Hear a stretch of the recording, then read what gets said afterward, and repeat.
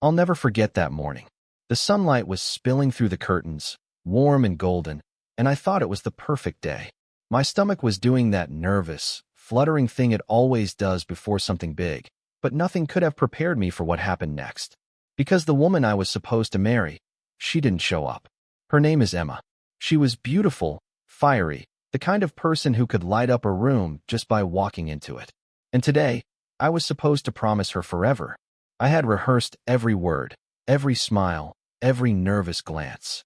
I imagined her walking down the aisle, and my heart would skip a beat when our eyes met. But when the time came, she was gone. Just like that. I remember standing at the altar, gripping my hands together so hard they hurt, scanning the crowd for any sign of her. My friends whispered, my family tried to reassure me, but deep down I knew this wasn't a misunderstanding. Something had gone terribly wrong. I could feel the panic rising, a tight, choking knot in my chest. And then, just when I thought the day couldn't get any worse, her sister stepped forward. Her sister, Lila. I had met her a few times before, always polite, always hovering in Emma's shadow. I never imagined she would be the one to walk me down the aisle. And yet, there she was, offering a hand that I didn't know whether to take. I hesitated. I wanted to ask questions, to scream, to collapse in frustration. But something in her eyes told me that this day wasn't going to go how I had planned. People think weddings are supposed to be perfect, a fairy tale of love and happiness. But in that moment, I realized how fragile that illusion really is. A single choice, a single absence, and everything can unravel. And Emma, why did she leave? Was it fear? Regret?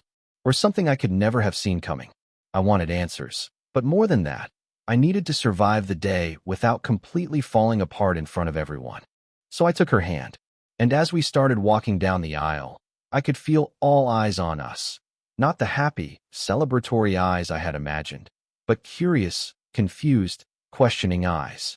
And Lila, she was smiling. But there was something in that smile, something I couldn't place. Little did I know, this was just the beginning. The wedding day I had dreamed about for months was about to turn into a chain of events I would never forget. Secrets, betrayal, and truths hidden behind smiles and polite words were all waiting for me, just beyond the next step down that aisle. And as I looked out at the crowd, gripping Lila's hand tighter, I realized something terrifying. Maybe Emma wasn't the only one who had secrets. I wish I could say Emma leaving was completely out of the blue, but looking back, there were tiny signs I had ignored. The late-night phone calls, the sudden tension when I mentioned marriage plans, the way she sometimes stared off into space, lost in thoughts she never shared. I thought it was normal pre-wedding jitters. Everyone gets nervous, right? But now I realize it was more than that. Emma grew up in a tight-knit family, one of those households where appearances mattered more than feelings. Her parents were loving, yes, but in a quiet, controlling way, the kind that made you feel like your every choice had to be approved, measured, and sanitized. And then there was Lila, her younger sister, the quiet shadow who seemed to know everything about everyone, but never spoke unless she wanted to. Growing up, I had always found Lila a little intimidating, sharp-eyed, calculating, but also loyal in a way that made you trust her, almost against your better judgment. When Emma and I met, I thought I had it all figured out. She was different from the world I knew, spontaneous, fearless, a little reckless. She made me laugh in a way no one else could, and I loved her for it. But now, standing there with Lila beside me, I wondered how much I really knew her. How much of the woman I thought I was marrying was real, and how much was just a carefully constructed version that fit her family's expectations. The weeks leading up to the wedding had been chaotic.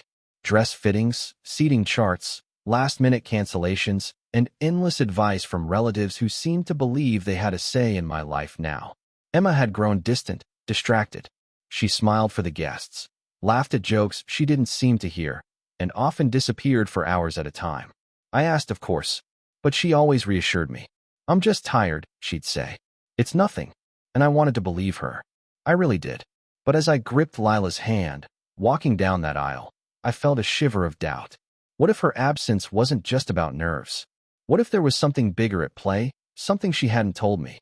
And what was Lila's role in all of this? Her calm demeanor, the perfect posture, the subtle, knowing glances she gave me. It all felt calculated. Not cruel, exactly, but deliberate. I tried to push the thoughts away and focus on the guests, on smiling like everything was fine. But even as we approached the altar, my mind kept circling back to Emma. Where was she? Was she safe? Was she even planning to come back? And more importantly, why hadn't she told me anything? Every face in the crowd blurred together. Friends, family, co-workers. But one thing was clear. This wasn't a normal wedding day. Something had shifted. And as Lila whispered, "Don't worry, I'll be here," I felt a mix of relief and unease. Relief that someone was stepping in, unease because I had no idea what stepping in really meant. I had thought I knew what love was. But today, I was learning that even the closest people can hide entire worlds behind a smile. And that realization, terrifying as it was only the beginning. As Lila led me down the aisle, every step felt heavier than the last. The smiles from the guests felt strained, almost mocking. I tried to keep my expression neutral, but inside, a storm was raging. Panic, heartbreak, anger, all tangled together so tightly I could hardly breathe. I kept glancing at the doors, half expecting Emma to burst through them at any moment, her wild, messy hair flying, her eyes bright with apologies. But they stayed closed. I could feel whispers brushing past me, guests leaning into one another, murmuring questions I didn't want to hear. Where's the bride? Did something happen? Is he okay? Each one was a knife twisting in my chest. I wanted to shout, to tell everyone to shut up, that they didn't understand, that none of this made sense. But I had to keep going, for appearances, for dignity, for the wedding I had dreamed about for months. And Lila, she walked beside me like a guardian angel, calm, poised, reassuring. But there was something unnerving in the way she looked at me, an intensity in her eyes that made me wonder if she was protecting me, or herself. I had always thought of her as sweet, quiet, just a background presence. But now, I realized she had power over the situation I hadn't noticed before. Every step she guided me, every whisper, every small hand squeeze felt deliberate, almost controlled. Then the ceremony began. The officiant smiled at me, his words flowing like a well-rehearsed script. I nodded, gave the right responses, but my mind was elsewhere. My heart kept returning to Emma. Why had she run? Was it cold feet? Or something darker? Did she hate me? Was I not enough? Each thought stabbed harder than the last, and with every passing second, the question grew louder. Had I been living a lie without even realizing it? And just when I thought I might be able to survive the service, I caught a glimpse of movement at the back of the hall. A figure slipping between the columns, eyes fixed on me. My heart leapt. Could it be Emma? Or someone else entirely? Lila noticed it too. Her calm face flickered for just a second, just enough to send a chill down my spine. I wanted to turn, to confront the presence, to demand answers, but I couldn't. Not yet. Not here.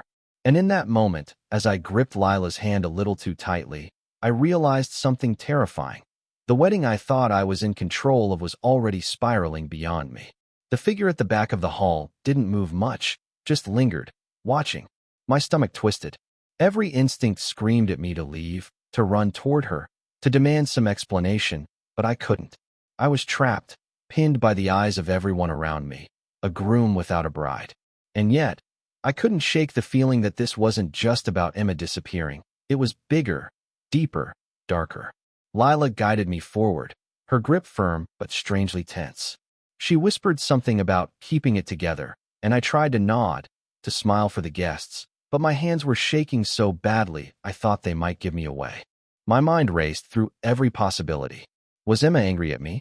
Did she find someone else? Or had she discovered something about me, some flaw I hadn't seen in myself, that made her vanish at the most critical moment of our lives? I kept stealing glances toward the doorway. The figure hadn't moved. Whoever it was, they weren't trying to hide. Their presence was deliberate, almost threatening, and suddenly, I felt exposed. Vulnerable. I wanted answers, but every time I opened my mouth, the words got stuck. Lila noticed, as always, and whispered, "Not yet. Everything will make sense soon." Her voice was calm, but her eyes betrayed a flicker of unease. That flicker, it unsettled me more than the missing bride. Then came the small, subtle signs that made my heart race even faster. A napkin shifted on one of the tables, a hand briefly slipped into a pocket, a whisper too faint for the crowd to hear. Each detail screamed of secrets, of plans laid quietly behind closed doors. And in the midst of the ceremony, as I repeated the words I had rehearsed 1,000 times, I realized I had no idea who I could trust. Not Emma, not her family, and now, maybe not even Lila. The officiant's voice became a distant echo. I was aware of the crowd, aware of their murmurs, but my focus was entirely on the figure at the back. Whoever they were, they had come here for a reason.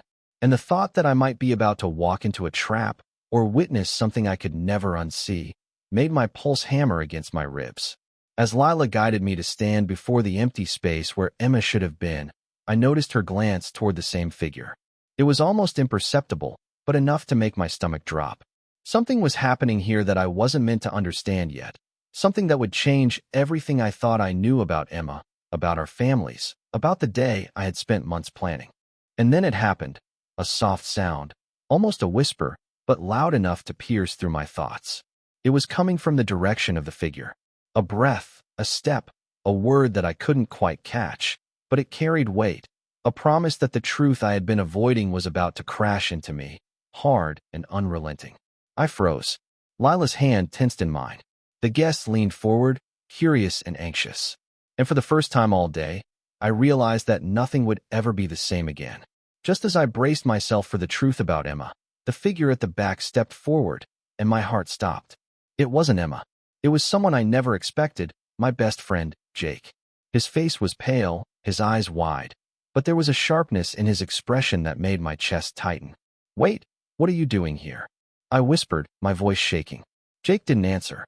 Instead, he held up a folded piece of paper and shoved it into Lila's hand. Her calm facade cracked for a fraction of a second, just enough for me to notice. The paper had words I wasn't meant to see yet, words that made everything I thought I knew explode. Secrets about Emma's disappearance, about Lila's involvement, about plans none of us could have predicted, all written in black ink. And then Jake spoke, slowly, deliberately. "You need to know the truth before it's too late." The hall fell silent. The guests leaned in, sensing something catastrophic was unfolding. And in that instant, I realized the day wasn't just ruined. It was spiraling into something I couldn't control, something that would change every relationship, every choice, every truth I had believed in. Everything I thought was love, loyalty, trust, was about to be tested in ways I couldn't even imagine. I ripped my eyes away from Jake, staring at Lila as she unfolded the paper. My chest tightened. The words on the page were like fire. They burned through every certainty I had clung to. Emma hadn't run away because she didn't love me. She had been protecting me. Protecting me from Lila. Lila's hand had been guiding me all along, but not out of kindness. The paper revealed her plan. She had manipulated Emma for months, planting doubts, pushing her to vanish on the wedding day.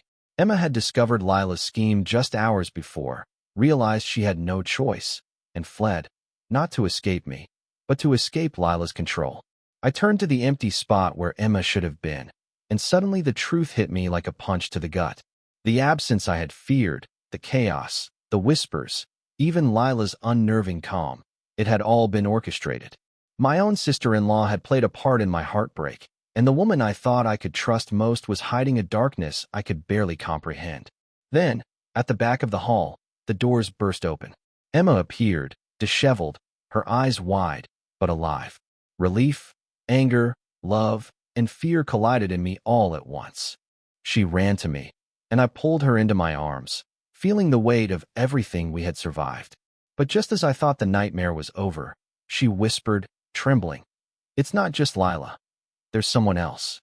Someone who's been watching everything, and they're coming." Before I could react, the lights flickered. A shadow passed across the hall, moving faster than anyone could see. My heart leapt. I realized our story wasn't finished. Not by a long shot. Even with Emma safe beside me, the threat, the secrets, the manipulations, they hadn't ended. And in that instant, I understood the truth. Sometimes, the people closest to you can be the ones who hurt you the most, and the danger you think is gone is only just beginning. The hall was silent after Emma and I embraced, the air thick with tension, relief, and exhaustion. Guests whispered, unsure whether to cheer, cry, or run. I held her close, feeling her trembling against me, and for the first time that day, I let myself breathe. Emma looked into my eyes, her own still wide with fear and disbelief. I, I didn't leave you, she said softly. I left to protect us, from her. From Lila. I nodded, trying to process it all. It was hard to believe that the calm, composed sister I had trusted had been orchestrating so much chaos. But seeing Emma here, safe, alive, and honest, made every moment of fear worth it. I realized then that love isn't about perfect days or flawless ceremonies. It's about standing together when the world tries to pull you apart. Lila didn't resist as we confronted her, but her face remained unreadable.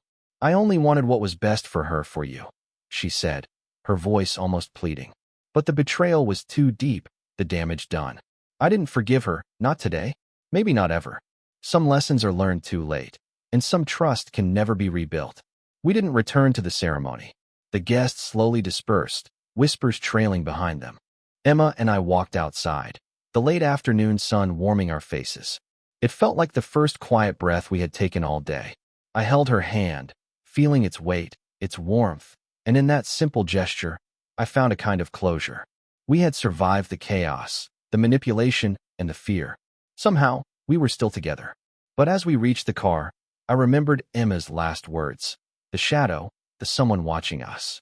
We glanced at each other, a silent understanding passing between us. Life wouldn't be easy. People hide secrets, intentions can be twisted, and danger can come from the most unexpected places. But for now, we had each other, and that mattered more than anything. On the drive home, Emma rested her head on my shoulder, and I felt a strange mix of exhaustion and gratitude. We had faced a day that could have destroyed us, and instead, it had strengthened us. I knew the road ahead might still be uncertain, but love had proven itself stronger than deceit, stronger than fear.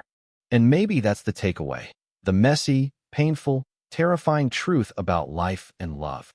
Even when the world seems set against you, when betrayal cuts deeper than anything you imagined, the people who truly belong in your life will fight their way back. As we drove into the fading sunlight, I realized that weddings aren't just about the day itself. They're about the journey, the choices, and the courage to face the unknown together. And with Emma by my side, I knew I was ready for whatever came next, even if the shadows weren't done with us yet.